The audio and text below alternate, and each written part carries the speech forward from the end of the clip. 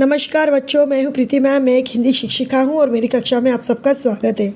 तो बच्चों, पिछली कक्षा में हम पढ़ रहे थे अवधपुरी में राम। हम उसे ही कंटिन्यू करते हैं। अब हम पढ़ते हैं। अगली सुबह राम ने महामंत्री को समझा बुझाकर वापस भेज दिया। दोनों राजकुमारों और सीता ने नाव से नदी पार की। सुमंत तट पर खड़े रहे वनवासियों के उस पार उतरने तक। उसके बाद वे अयोध्या लौट आए।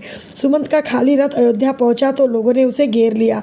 वे राम के बारे में जानना चाहते थे। सुमंत बिना कुछ बोले सीधे राजभवन गए।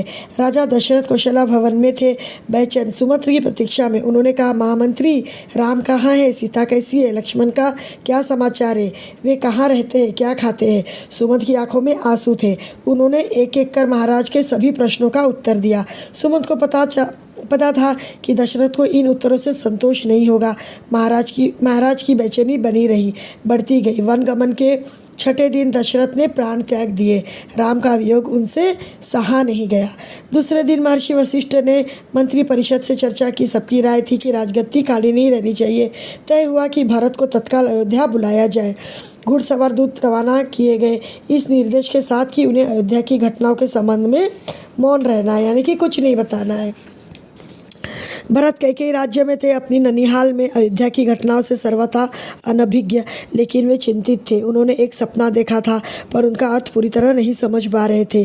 सगी साथियों के साथ बातचीत में उन्होंने कहा, मैं नहीं जानता कि उसका अर्थ क्या है, पर सपने से मुझे डर लगने लगा है। मैंने देखा कि समुद्र सूख गया, चंद्रमा धरती पर गिर पड़े, वृक्ष सूख गए, एक राक्षसी पिता को खींचकर ले जा रही है। वे रथ पर बैठे थे, रथ गधे खींच रहे हैं।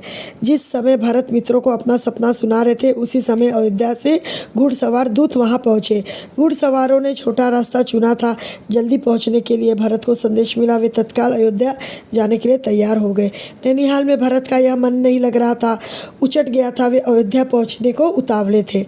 कैकेयी राज ने भरत को विदा किया। 100 रथों और सेना के साथ। उन्हें घुड़सवारों से अधिक समय लगा।